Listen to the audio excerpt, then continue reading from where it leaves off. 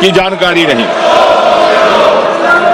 और इसलिए जब वो कहते हैं कि मैं किसी व्यक्ति विशेष के बारे में ये शब्द इस्तेमाल नहीं कर रहा, तो कई बार ये शंका होती है कि क्या वो छात्रों के लिए कर रहे हैं। और अगर ये बच्चे जो हमारा भविष्य भी है, हिंदुस्तान का मुस्तकबिल भी और विकसित भारत के उज्जवल नागरिक भी, यानी उनको अगर इडियट कहा जाए तो इससे और ज्यादा दुर्भाग्यपूर्ण कुछ नहीं।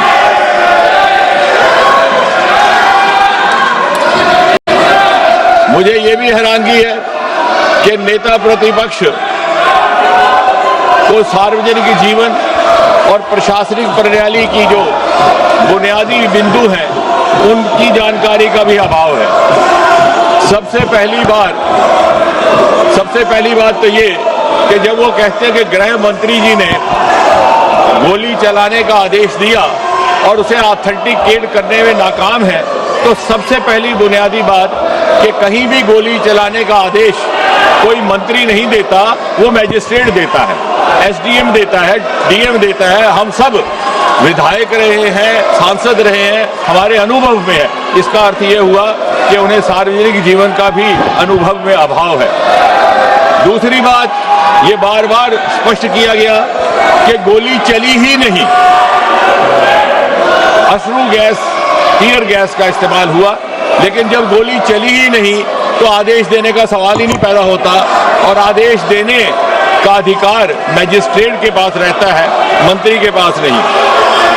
फिर इन्होंने ये कहा कि गृह मंत्री जी के साथ 30 गाड़ियों का 30 व्हीकल्स कैवलकेड, शायद इनको गिनती करने में भी दिक्कत है। इन्होंने शायद वो कैवलकेड देखा ही नहीं कि 30 गाड़ियां कभी भी गृह मंत्री जी के साथ नहीं चलती। फिर उन्होंने ये भी कहा कि गृह मंत्री जी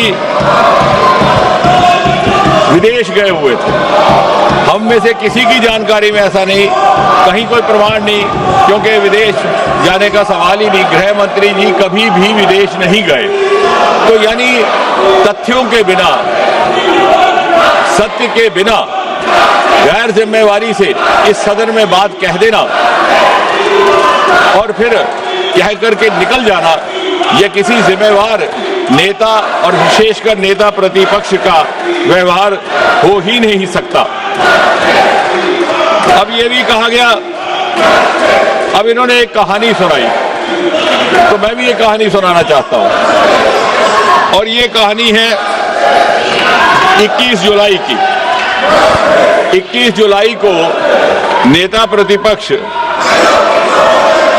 नामालूम क्या सोच करके और किस उम्मीद से जाकर के बैठ गए 7 LKM प्रधानमंत्री आवास के फाटक के बाहर। नामालूम क्या था मन में। अब मेरा विभाग ऐसा है जो शोध के साथ ताल्लुक रखता है। जब इस पर थोड़ा सा मंथन किया तो ये संभावना लगी कि शायद बहुत जमाने से इनको ये हसरत सता रही थी कि देश इनको प्रधानमंत्री चुने और 7 LKM में बिठाए। अब इनकी जब वो हसरत पूरी ना हुई तो निराशा और फ्रस्ट्रेशन से हताश होकर के वो प्रधानमंत्री आवास 7 LKM के दरवाजे पर जा बैठे। और फिर जब इनको बड़ी विनम्रता से समझाने का प्रयास किया गया कि ये आपको शोभा नहीं देता, तो इन्होंने कहा कि मुझे उठा लिया जाए। ना चाहते हुए भी जब पुलिस को इनसे ये निवेदन करना पड़ा कि आप हट जाइए, तो बड़े बेगैरत होकर के वहां से निकले। और जैसा कल हमारे एक माननीय सदस्य कह रहे थे, शुरू में तो ये उस आंदोलन के साथ जुड़ने में गुरेज कर रहे थे।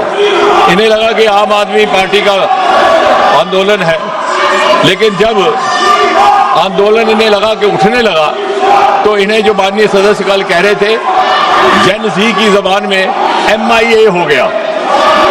MIA मतलब मिसिंग इन एक्शन, जो हमारे जेन ज़ी की भाषा है। और दूसरा, जैसा कल बताया गया कि FOMO, fear of missing from action, और इसलिए ये जाकर के वहां बैठे। और फिर जब इन्हें उठाया गया तो जो इन्होंने दृश्य वहां पे दर्शाया अपने उठाए जाने का, तो क्या वो गालिब का शेर है कि बड़े बेगैरत होकर तेरे कूचे से हम निकले, बड़े बेआबरू होकर तेरे कूचे से हम निकले, बहुत निकले मेरे अरमान लेकिन फिर भी कम निकले। यानी वो जो दबे हुए अरमान है 7 एलकेएम में जाकर के बसने के और नेता बनने के, वो ना मालूम किस किस प्रकार पिछले एक सप्ताह में जाहिर हुए। मैंने 40 से 45 हमारे वक्ता रहे, सबके सुझाव भी नोट किए, बड़े ध्यान से भी सुना। उसमें कुछ एक बातें ऐसी भी आई जो मुझे लगता है कि स्पष्ट करने लायक है। यहां पे ये बताया गया, हमारे कांग्रेस के नेता गगन गोगोई जी ने कहा कि मासूम बच्चों पर जुल्म और सितम ढाया गया। शायद उन्हें ये मालूम नहीं कि utmost restraint was exercised and it was made sure that casualties don't happen. लेकिन मुझे लगा बाद में, जैसे मैंने कहा कि जब शोध किया तो ये लगा कि अपने अनुभव से बोल रहे थे, क्योंकि सन 1969 से लेकर के 1984 तक जो असम में ऑल इंडिया स्टूडेंट यूनियन का प्रदर्शन रहा, आंदोलन रहा, वो हमारा रिकॉर्ड बताता है कि 860 innocent people, most of them students had got killed. उस समय सरकार कांग्रेस की थी।